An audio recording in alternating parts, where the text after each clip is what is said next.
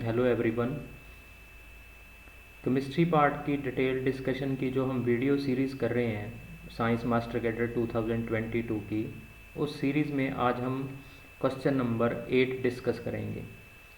ये question basically lanthanide series के अंदर एटॉमिक नंबर 64 पे एलिमेंट आता है जो गैडोलिनियम, उस एलिमेंट की करेक्ट इलेक्ट्रॉनिक कॉन्फ़िगरेशन के बारे में था। ये क्वेश्चन काफ़ी इम्पॉर्टेंट रहता है और बहुत सारे एग्ज़ाम्स में ये क्वेश्चन पूछा जाता है। सबसे पहले जो ये एलिमेंट है 64 एटॉमिक नंबर पे, ये लेंथेनाइड सीरीज़ का एलिमेंट है और लेंथेनाइड सीरीज़ के अंदर जो एलिमेंट्स हैं एफ ब्लॉक के, उनकी जो जर्नल इलेक्ट्रॉनिक कॉन्फ़िगरेशन का पैटर्न रहता है, उस इलेक्ट्रॉनिक कॉन्फ़िगरेशन में जो इलेक्ट्रॉन की फिलिंग है वो एफ सब शेल के अंदर होनी है और एफ सब शेल के अंदर जो इलेक्ट्रॉन फिल होंगे वो 1 to 14 फिल होंगे और जो डी के अंदर इलेक्ट्रॉन की फिलिंग होगी वो 0 या 1 होगी और जो आउटर एस होगा उसमें इलेक्ट्रॉन का जो नंबर होगा वो 2 होगा। तो ये किसी भी लेंथेनाइड सीरीज़ के एलिमेंट की जब हम इलेक्ट्रॉनिक कॉन्फ़िगरेशन लिखेंगे तो इनका एक जर्नल पैटर्न रहेगा। ये वैलेंस शेल है जिसमें एस सब शेल में इलेक्ट्रॉन का काउंट 2 रहेगा। ये उससे एक इनर शेल है जिसे हम प्लंटीमेट शेल बोलते हैं और ये वाला उससे भी एक अंदर है जिसे हम एंटी प्लंटीमेट शेल बोलते हैं। तो लेंथेनाइड सीरीज़ में बेसिकली क्या होगा कि जो लास्ट इलेक्ट्रॉन एंटर करेगा वो इस एंटी प्लंटीमेट लेवल जो कि 4f को बिलोंग करेगा, उसके अंदर इलेक्ट्रॉन का हर सक्सेसिव एलिमेंट में एडिशन होगा। अब जो हमारा एलिमेंट है वो 64 नंबर पे है और इस 64 नंबर के एलिमेंट की जब हम कॉन्फ़िगरेशन देखेंगे तो हमारे पास पहले तो जो कोर बनेगा न्यूक्लियस के अराउंड वो नोबल गैस का बनेगा जो कि एटॉमिक नंबर 54 पे है और वो 54 पे है ज़ीनॉन। तो पहले तो हमारे इलेक्ट्रॉनिक कॉन्फ़िगरेशन में जो कोर आएगा वो ज़ीनॉन की इलेक्ट्रॉनिक कॉन्फ़िगरेशन का होगा। अब 54 के बाद हमारे पास इलेक्ट्रॉन का काउंट जो गैडोलिनियम के केस में है वो 10 बच रहा है। तो जो 10 इलेक्ट्रॉन यहाँ पे फिल होंगे वो इस पैटर्न में फिल होंगे कि जो 4f है आपका उसमें इलेक्ट्रॉन का काउंट 7 होगा, 5d में इलेक्ट्रॉन का काउंट 1 होगा और 6s लेवल में इलेक्ट्रॉन का काउंट 2 होगा। अब जितने भी लेंथेनाइड सीरीज़ है उसमें जो इलेक्ट्रॉन सक्सेसिवली ऐड होंगे वो एंटी प्लंटीमेट शेल के एफ सब शेल में ऐड होंगे। अब सबसे पहले हम जो हमारा इस क्वेश्चन का आंसर था वो ये आ रहा है कि 4f में 7 इलेक्ट्रॉन की फिलिंग है, 5d में 1 इलेक्ट्रॉन फिल है और 6s सब शेल में 2 इलेक्ट्रॉन की फिलिंग है। तो जो हमारा राइट आंसर होगा इस क्वेश्चन का that is option A. But अगर हम इससे एक पहले वाला एलिमेंट देखें गैडोलिनियम से पहले 63 नंबर पे आता है हमारा यूरोपियम। अगर हम उसकी इलेक्ट्रॉनिक कॉन्फ़िगरेशन देखें तो उस केस में ज़ीनॉन के कोर के बाद जो इलेक्ट्रॉन की फिलिंग है वो इस टाइप से होगी 4f7 5d0 6s2। अब ये दोनों एलिमेंट्स में एक स्पेशलिटी है कि इन दोनों एलिमेंट्स में जब f के अंदर इलेक्ट्रॉन की फिलिंग हो रही है तो f में 7 इलेक्ट्रॉन फिल हो रहे हैं। अब इसके पीछे बेसिकली इन दोनों एलिमेंट्स में लॉजिक क्या है कि हमें पता है कि जब भी हम किसी एलिमेंट की इलेक्ट्रॉनिक कॉन्फ़िगरेशन डिस्कस करते हैं तो जो हाफ फिल्ड और फुली फिल्ड इलेक्ट्रॉनिक कॉन्फ़िगरेशंस होते हैं उनकी स्टेबिलिटी एक्स्ट्रा होती है। इसीलिए इस लेंथेनाइड सीरीज़ में एटॉमिक नंबर 63 और एटॉमिक नंबर 64 पे जो एलिमेंट आ रहे हैं यूरोपियम और गैडोलिनियम, दोनों रिस्पेक्टिवली 4f इलेक्ट्रॉनिक कॉन्फ़िगरेशन क्या कर रहे हैं, अचीव कर रहे हैं।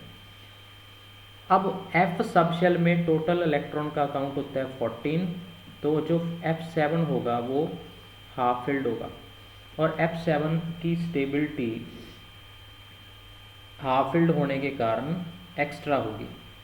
अब जो हाफ फिल्ड सब शेल्स होते हैं वो एक्स्ट्रा स्टेबल क्यों होते हैं, इसके पीछे दो बेसिकल रीज़न होते हैं। एक तो जो हाफ फिल्ड कॉन्फ़िगरेशन होती है वो सिमेट्रिकल कॉन्फ़िगरेशन है। अगर हम F7 को कंपेयर करें F6 से और F8 से, तो ये अपने पास 4f सब शेल है जिसके अंदर बेसिकली अपने पास 7 ऑर्बिटल होंगे। तो अगर हम 4f के अंदर ये 7 इलेक्ट्रॉन फिल कर रहे हैं तो ये आपका हाफ फिल्ड इलेक्ट्रॉनिक कॉन्फ़िगरेशन है। और इसी प्रकार से ये आपका 4f लेवल है जिसके अंदर 8 इलेक्ट्रॉन की फिलिंग होगी। पहले सारे और सब शेल्स के जो ऑर्बिटल हैं वो सिंगली फिल्ड होंगे, बाद में पेयरिंग होगी। और इसी टाइप से ये है आपका 4f6। तो अगर हम सिमेट्री वाइज देखें तो जो F7 है आपका केस वो F8 और F6 से ज़्यादा सिमेट्रिक है।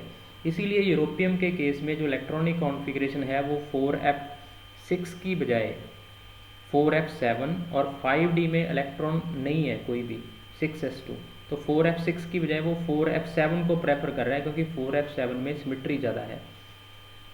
और गैडोलोनियम भी वो सेम कर रहा है कि F8 की बजाय वो F7 को प्रेफर कर रहा है क्योंकि F7 इज़ मोर सिमेट्रिक। और जो भी इलेक्ट्रॉनिक कॉन्फ़िगरेशन ज़्यादा सिमेट्रिक होगी वो ज़्यादा स्टेबल होगी। तो पहला पॉइंट तो जो एक्स्ट्रा स्टेबिलिटी हाफ फिल्ड या फुली फिल्ड सब शेल्स अचीव करते हैं उसमें पहला कारण होता है कि जो ऑर्बिटल्स की सिमेट्री है उस सिमेट्री के कारण उनमें स्टेबिलिटी आती है। तो इस वजह से जो इलेक्ट्रॉनिक कॉन्फ़िगरेशंस हैं वो हाफ फिल्ड और फुली फिल्ड को प्रेफर करते हैं। दूसरा मेन रीज़न होता है एक्सचेंज एनर्जी का। जब हमारे पास किसी भी डीजनरेट लेवल के अंदर डिफरेंट सब शेल्स में इलेक्ट्रॉन्स प्रेजेंट हों तो सेम स्पिन के इलेक्ट्रॉन्स हैं जो वो आपस में एक्सचेंज करते हैं। ये एक यूनिक क्वांटम मैकेनिकल इंटरेक्शन है जिसके अंदर जो इलेक्ट्रॉन की स्पिन है उस स्पिन की वजह से सेम स्पिन के इलेक्ट्रॉन अपनी पोजीशन को एक्सचेंज करते हैं और उस एक्सचेंज की प्रोसेस में एनर्जी रिलीज़ होती है और उस एनर्जी से सिस्टम के अंदर स्टेबिलिटी आती है। अगर हम इसी चीज़ को अब F7 के लिए कंपेयर करें तो F7 में जो सेम स्पिन के इलेक्ट्रॉन का काउंट है वो 7 है और हर एक्सचेंज से हमेशा एनर्जी रिलीज़ होगी। तो हम मान लेते हैं भी एक एक्सचेंज से एक पर्टिकुलर अमाउंट की एनर्जी रिलीज़ हो रही है, हर एक्सचेंज में पर्टिकुलर अमाउंट की एनर्जी रिलीज़ हो रही है, लेट हम उसे K मान लें। तो अगर हम F7 के लिए एक्सचेंज एनर्जी निकालें एक एक्सचेंज के लिए तो उसको कैलकुलेट करने का फार्मूला बेसिक रहता है n × n-1 डिवाइड बाई 2।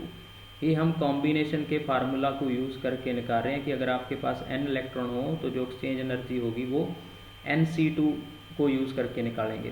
तो F7 में हमारे पास टोटल इलेक्ट्रॉन का काउंट 7 है सेम स्पिन वाले, तो जो एक्सचेंज एनर्जी आएगी वो बेसिकली 7 × 6 डिवाइड बाई 2 जो कि 21 आ गया। तो एक एक्सचेंज से एनर्जी अगर K रिलीज़ हो रही है तो इस केस में जो टोटल एक्सचेंजेस हैं आपके वो 21 बन रहे हैं, तो जो टोटल एनर्जी का रिलीज़ होगा वो 21K होगा। अब अगर हम यही चीज़ F6 के लिए देखें तो यहाँ पे सेम स्पिन के 6 इलेक्ट्रॉन हैं और 6 इलेक्ट्रॉन के लिए जो एक्सचेंज एनर्जी के कॉम्बिनेशन बनेंगे वो हमारे बनेंगे 15। तो एक एक्सचेंज के लिए हमने K एनर्जी मानी है तो 15 एक्सचेंजेस के लिए 15K बनेगा।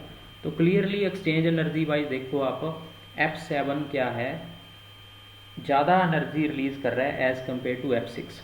और अगर हम F8 के लिए भी देखें तो F8 में भी पहले तो टोटल 8 इलेक्ट्रॉन है जिनमें से 7 इलेक्ट्रॉन सेम स्पिन के हैं, तो 7 के लिए तो 21 ही रिलीज़ होगी।